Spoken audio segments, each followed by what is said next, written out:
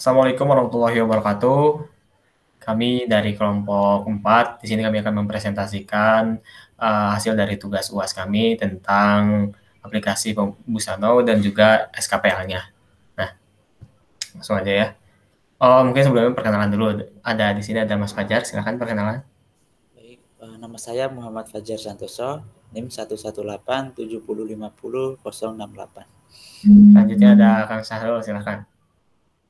Nama saya Syahrul Saparudin Hasan, NIM 11770500112. Selanjutnya ada Bang Rizal, silakan. Perkenalkan, nama saya Rizal Muhammad Miliardi, NIM 11870500091. Dan saya sendiri Muhammad Nazarul Awal, NIM 11870500072. Oke, langsung aja kita presentasikan mulai dari SKPL ya. Kita share screen aja.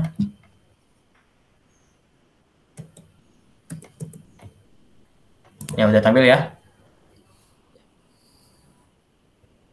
Nah, ini halaman SKPL-nya. Nah, aplikasi ini dibuat dari sebuah masalah gitu ya, di mana orang-orang banyak memesan sebuah pakaian, fashion gitu. Namun mereka rasa gagal atau ada yang tidak sesuai dengan apa yang diinginkannya. Contohnya misal dia memesan ukuran S gitu. Namun bayangan ukuran S dia kecil, ternyata pas datang ukuran S-nya terlalu besar atau ukuran S-nya terlalu kecil gitu. Jadi tidak cocok dengan dirinya gitu. Pun ukuran-ukuran lainnya. Nah dibuatlah sebuah aplikasi ini agar si pemesan bisa dapat barang yang sesuai dengan keinginannya, yaitu dengan cara custom si bajunya, diukur bajunya gitu sesuai dengan badannya yang diinginkan, warnanya juga sesuai keinginannya dia gitu. Namun berarti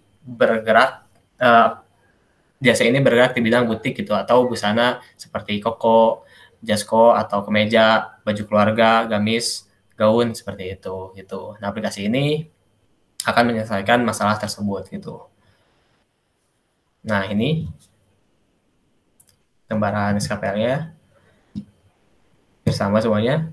Fungsi dari produknya menampilkan jasa-jasa, pembuatan pakaian, menambahkan orderan, melakukan komunikasi yang disambungkan ke WhatsApp tadi agar user bisa melakukan pemesanan secara custom atau sesuai dengan keinginannya. Jadi chat langsung ke WhatsApp dengan si penjualnya gitu. Melakukan pembelian, melakukan checkout dengan mudah, menentukan pilihan produknya gitu.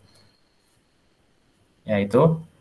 Nah, mungkin ada batasan dari website ini, yaitu website belum mampu melakukan custom pemesanan secara di websitenya dan juga custom pemesanan dengan cara menghubungi langsung pelaku UMKM-nya atau si penjualnya gitu. Masih ada batasan juga untuk penyedia jasanya belum bisa banyak digunakan oleh UMKM atau belum bisa banyak di orang-orang mendaftar terhadap website ini gitu. Nah, mungkin untuk selanjutnya bisa ke DFD ya. Dia akan dijelaskan oleh Rizal. Silahkan. Selanjutnya saya akan menjelaskan diagram konteks atau yang lebih dikenal dengan DFD level 0. Nah, pada sistem informasi website Busano ini saya bikin membuat tiga entitas eksternal. Yang pertama customer, lalu pengunjung, dan yang ketiga admin. Untuk perbedaan customer dengan pengunjung ini, pengunjung hanya dapat melihat-lihat saja gitu, tanpa bisa melakukan tindakan selanjutnya. Pengunjung akan naik levelnya menjadi customer jika sudah melakukan registrasi. Mungkin secara sederhana seperti itu untuk fungsi-fungsinya. Admin dan customer ini sama seperti e-commerce biasanya. Lalu selanjutnya ya DFD selanjutnya. Nah, untuk DFD level 1 untuk login, registrasi, dan pengelolaan data akun.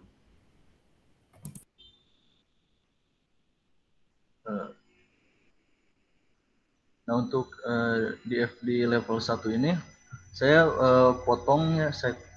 saya potong menjadi dua bagian karena tidak cukup di layarnya, jadi saya crop gitu.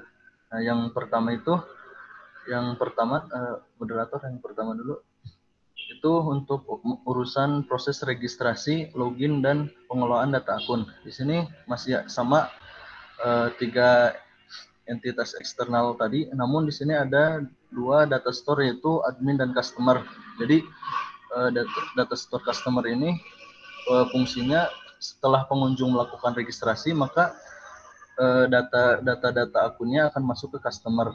Nah, lalu DFD level 1 selanjutnya ini menangani pengolahan data master, pengolahan transaksi, dan pengolahan laporan dan pencarian produk. Moderator bisa di. Nah, untuk DFD ini masih sama DFD level 1, cuman ini ya beda tempat gitu karena tidak muat di layarnya. Nah, kalau dihitung ada masih sama, ada pada DFD yang tadi itu 3 bubble proses, di sini ada 4 bubble proses.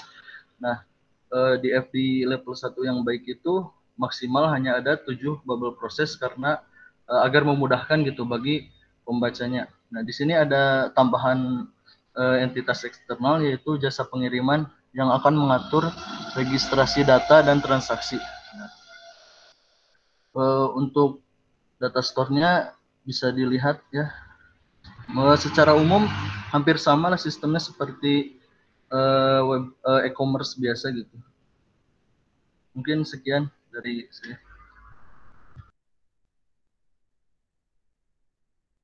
Ya, mungkin selanjutnya ini ada kebutuhan data ya. Ada ER diagram atau Entity Relationship Diagram. Nah, di sini ada beberapa entity ya. Pertama ada entity produk, kategori, admin, pembeli, penjualan, dan di bawahnya lagi itu ada konfirmasi ya. Nah, untuk entity-nya bisa kita lihat, coba ke atas sedikit. Nah, untuk produk itu berrelasi dengan kategori, dengan relasinya itu one to many ya. Terus ada pembeli dengan produk sama one to many juga. Admin dengan produk itu ada one to many. Terus penjualan dengan produk one to many juga untuk mengambil banyak data dari dari produk kan. Terus ada penjualan dengan konfirmasi itu one to one. Jadi cuma satu doang karena mengambil satu penjualan untuk konfirmasi. Nah, selanjutnya ada kebutuhan performansi ya. Pada sistem yang akan kami buat ini, sistem itu harus dapat menampilkan tampilan yang ramah bagi pengguna agar pengguna tersebut dapat langsung memahami apa yang harus mereka lakukan pada saat mengakses sistem yang kami buat. Terus ada batasan perancangan. Sistem ini kedepannya harus memiliki fitur chat online yang dapat menampung banyak UMKM dan harus diperbaiki bagian proses setelah melakukan pemesanan. Ada atribut sistem perangkat lunaknya juga. Sistem ini akan berjalan pada platform web ya agar bisa digunakan dimanapun, baik itu di PC ataupun mobile. Dan kebutuhan lainnya itu tidak ada. Selanjutnya itu ada demo aplikasi yang akan dijelaskan oleh Muhammad Fajar.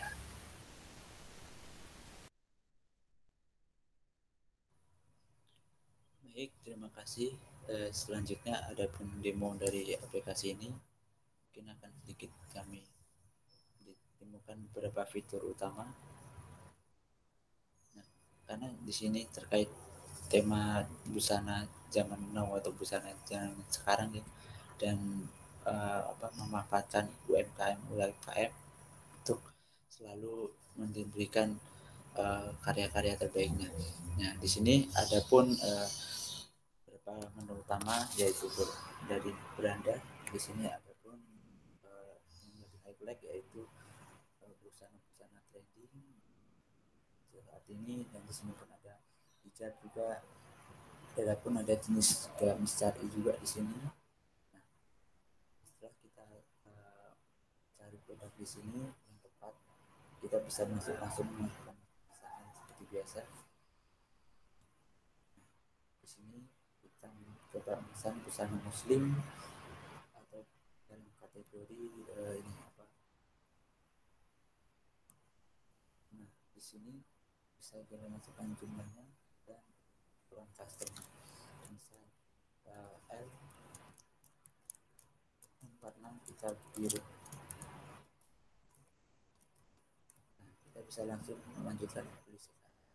Nah, di sini ada dua pilihan, kita bisa lanjut ke checkout ataupun masukkannya ke dalam keranjang. Kita bisa langsungkan selesai belanja untuk dalam ini kita diperlukan untuk pendaftaran dan login, karena kita belum mampu, kita coba untuk pendaftaran dulu.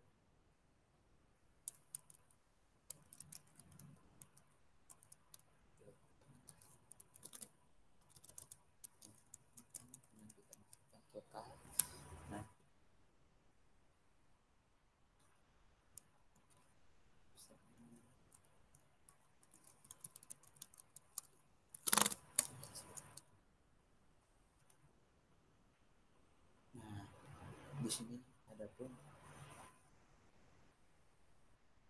di sini adapun detail dari profil kita, yaitu sesuai dengan alamat dan histori belanja kita. Nah, kita bisa langsung lanjut ke keranjang yang tadi. Nah, di sini kita bisa langsungkan selesai belanja untuk masukkan checkout. Nah, di sini kita bisa lihat total dari yang kita pesan tadi. Nah, di sini adapun kita bisa langsung cek ongkos kirim ke daerah kita, alamat kita. Adapun di sini beberapa kurir Indonesia seperti JNE, Pos, Tiki sudah terintegrasi beserta harga ongkir dan estimasi hari akan sampai, dan juga tersediakan fitur COD. Nah, secara otomatis akan terakumulasi dan kita bisa lanjut pembayaran. Nah, ini pembayaran kita bisa transfer ke rekening. Nah, di sini masih ada dua rekening, yaitu kita bisa memilih salah satu. Nah, setelah itu kita bisa cetak invoice.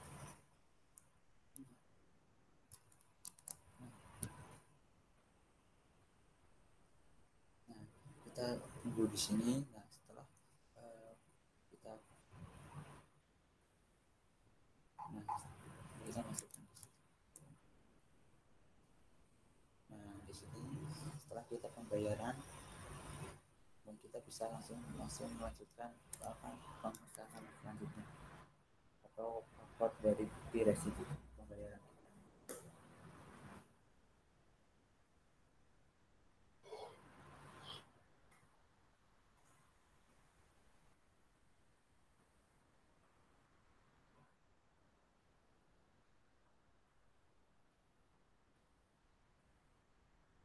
Nah, di sini kita upload residu kita dari rekening transfer pada siapa dan pilihan gambar konfirmasi, maka di sana admin akan konfirmasi secara manual.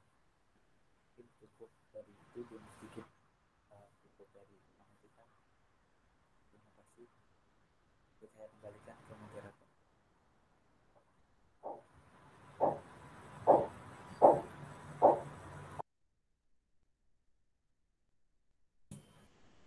Terima kasih kepada semuanya yang sudah mempresentasikan, terutama pada bagian demo ya, itu demo aplikasinya.